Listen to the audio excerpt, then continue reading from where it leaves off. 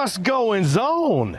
Chris Young here, and I'm going to hopefully show you some cool tips and tricks about your all-new Bullet Crossfire by Keystone 1850RB. We're going to talk a little bit about your Keystone Bullet Crossfire. Time to meet your new RV right up front. You're going to see this one has the LCI, the Lippert Components powered tongue jack. Now, I mean, pretty much self-explanatory. You got your little LED light right there for some nighttime hitching, retracting and extending. Extending obviously lifts the camper, retract reduces it because you're pulling the leg back up. If you do get stuck and you need to do that manually, you do have this little tool right here, which can go underneath this rubber nozzle, and you can do that manually to your jack. Now, you got 20-pound LP tanks on this Bullet Crossfire with the plastic cover, and you'll see that we have right here our little selector switch and our gauge. If we cut the tanks on, and if there's any gas in them, that gauge should go from red to green. This selector switch lets us know which propane tank we're using. This one for that way. Right in the middle means we're pulling equally from both, and then this one for the right-hand side.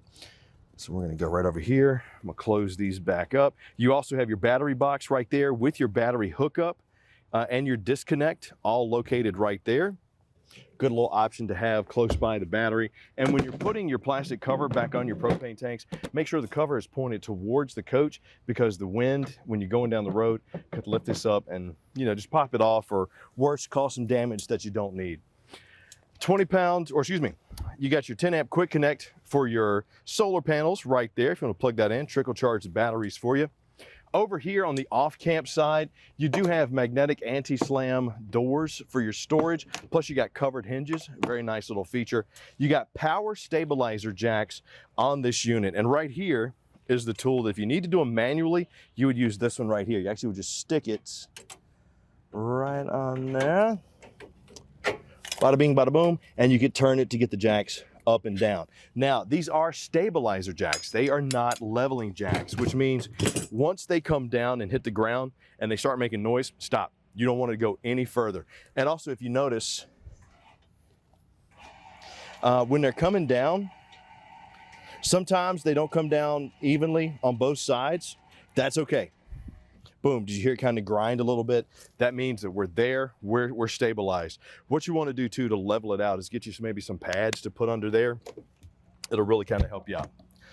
You got your freshwater connection and your city water connection with the little vent valve right there. If you are going to be filling up from a well, if you're going to be using the freshwater tank, you're going to be filling up from a well, just make sure to flush it out with vinegar every once in a while, because well water can sometimes have sulfur, which deposits on the bottom of the tank. It just causes a really bad smell. Right here, we have the slide, and that is going above the frame.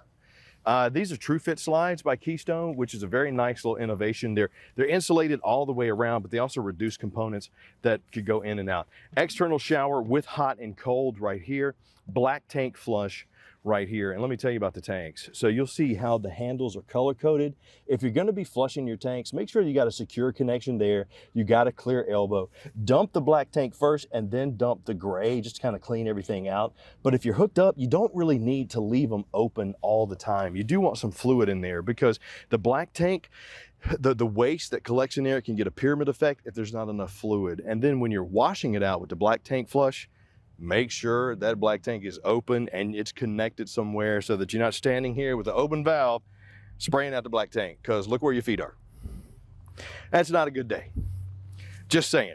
You are also going to have your 30 amp cord right here. Make sure that's secure in and tight. You got your sewer hose storage containment right there. Sometimes it'll be on the bumper of your Bullet Crossfire. And then always check the post when you are plugged in to make sure that you are on. As you can see, we're in the 30 amp right here, so 30 amp on. We don't need the 50 amp because we're not plugged in.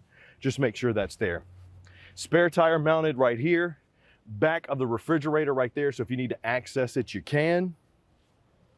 Steel fold-up steps leading us into the entry point. Plus, you have the Solera power awning on this one with the LED light strip. It does have the adjustable pitch on it, so you just pull it to adjust that pitch. That'll help get the rain off, but make sure that when you do adjust the pitch, you get it back, because you don't want it cockeyed when you roll it back in. That could cause some damage. And if you do need to do it manually, you'll notice there's a little rubber stopper right there. Pop that out. There's a 7/16 drive that you can easily get it out. Now, you have a Dometic water heater on the Keystone Bullet Crossfires. As you can see, pressure release valve right here, spark igniter here. This is a fail-safe. You see this little bubble wrapped on this fuse right here.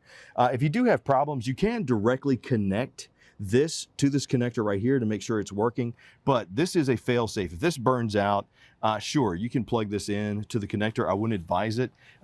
If this burns, that means something's wrong. You need to bring it in and have our service folks take a look at it. You do have your cap right there, and this tube, you could easily get some pipe cleaners and clean that out, because the propane has this thing in it called mercaptan that has a smell to it that bugs and critters really like. So if you see dirt daubers or spiders, or if it's been in storage, just get your pipe cleaner and clean this out, because that'll cause some backflash on you. And also, if you come out and you see there's like some debris up the side of the water heater, that means this needs to be cleaned out too. Right over here beside us, we have the back of our Dometic 20K BTU furnace. Just make sure when you're setting up out here, you don't put any chairs behind that, because that's a hot air valve. That A, it won't be very comfortable, but B, stuff on me. B, that heat could also cause something to catch fire. So just be careful. Single axle on the Bullet Crossfires. You'll see on the steel rims there, the Dexter Easy Lube axles. About every 1,000 miles, give that Easy Lube, 1 or 2 pumps, no more than that. You don't want to overdo it and blow one of the seals. And about every year, get one of our service techs to take a look at it for you. External speakers, marine grade right there, sealed safety windows all the way around, GFCI outlet right here. And what do you say we now go take a look on the inside of our Bullet Crossfire by Keystone? First thing you probably want to look for when you walk into your Bullet Crossfire is your control panel. This is where you're going to do everything from run out the slides or the glide room to the awnings, to check the tanks and the battery, cut on the lights. If you are using the fresh tank and you're not hooked up to city water, this is where you can cut on the water pump. What that's going to do is prime the pump until it's primed, and then it'll cut off. And then next time you go to use the faucet, the pump will cut back on. Your water heater is gas electric.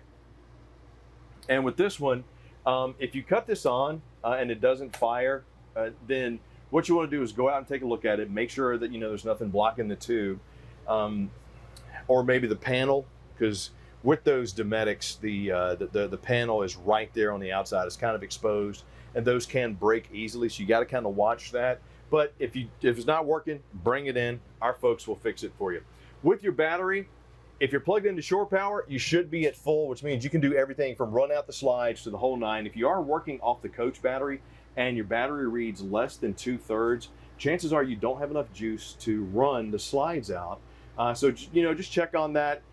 If you say, wait a minute, I'm not getting any power, check the battery, disconnect, make sure the circuit breaker is popped on with the power post, and then you should get some juice there. With your tanks, if you notice that your gray tank or your black tank, if you flush them out and it's still showing that you have stuff in there, they have sensors on them that can have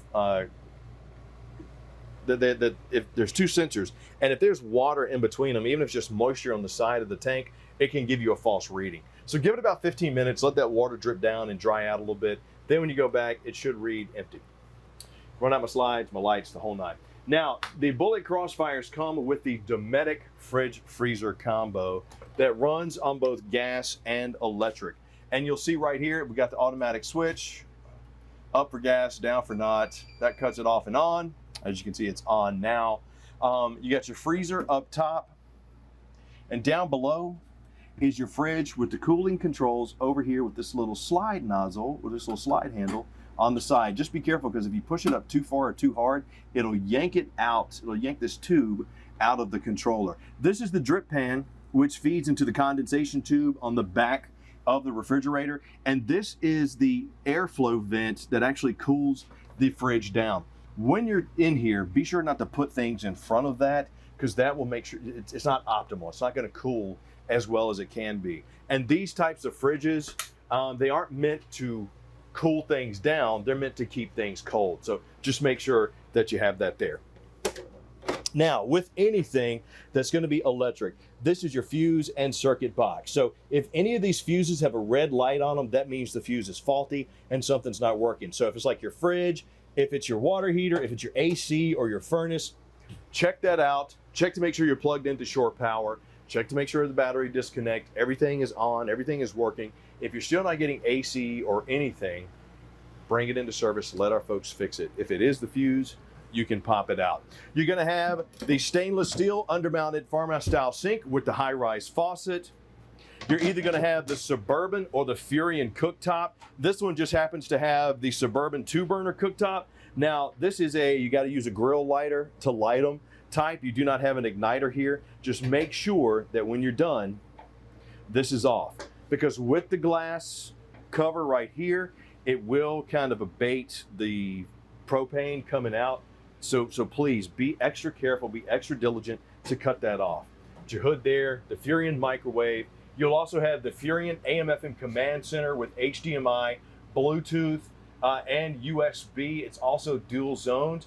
All of the connections kind of run through the paneling. So if you need to fix anything, you're kind of out of luck, bring it to our service folks and let them do it for you. But you'll see your TV connections over here, your cable and your key TV connections in there, as well as your 110. But these do a pretty good job of kicking out the entertainment. You should have some storage underneath your beds, like right there. Just be careful because it's not strut supported, so when you lift it, just be extra careful. Cubby storage, ward storage, pretty standard across the Keystone Bullet line. Now, you're either going to have the GE like this one or the Dometic AC inside your Bullet Crossfires. This GE and the Dometic, they're both 13.5. This one is not ducted, it just has the vents. So, as I like to call them, the angled dumps. So if you want the right side of the coach to cool down, open up the right. If you want the master bedroom, you can kind of use this as an angle for the vent as well. And then right here is the main dump, the quick cool for the middle. Still does a good job. And for some of the smaller Bullet Crossfires, that's really all you need. And you have a 20,000 BTU furnace inside of these. But once again, if you're not getting air, you're not getting power, check the power connection, check the post, check the battery, check the fuse. Still not working? Bring it in. Now, if yours happens to have one of these Thomas Paine love seats or the recliners or the sleeper sofas, some of them will have the storage in the handles. Some of them may have the storage in the middle, but to pull it out into a bed, just remove the big pieces, get the legs out, and there you go. Bada bing, bada boom. There's also a table underneath there that you could use inside or out. That's another nice thing about the Bullet Crossfires. All right, furnace controls, AC. You got the plastic bowl with the foot flush like you see here. Got the little rubber stopper in there, the little black seal, the foot flush. Where's my foot flush? There it is. So that activates the water and brings it in. If you notice that the flapper isn't keeping the water or it's not making a good connection, just take some Vaseline, a rubber glove, rub it around the bottom of that seal, and that'll help get your seal, get your flapper sticking again. If you have one of these Neo angled showers, you should have a shower head like this one right here with the little adjust. Your shower controls right there, your glass enclosure, your vanity sink, and there you have it. And if you notice, the ducting for the Suburban furnace in this one is right there. So that's pretty much it for your Bullet Crossfire. Hopefully this video's kind of helped you a little bit. As always, our elite team of techs are standing by to help you. If you do have the Good Sam membership, you got access to the Elite Tech hotline. Just give us a call or bring your unit in. We'd be more than glad to help make sure that the next time you go camping, it's the best that it can be.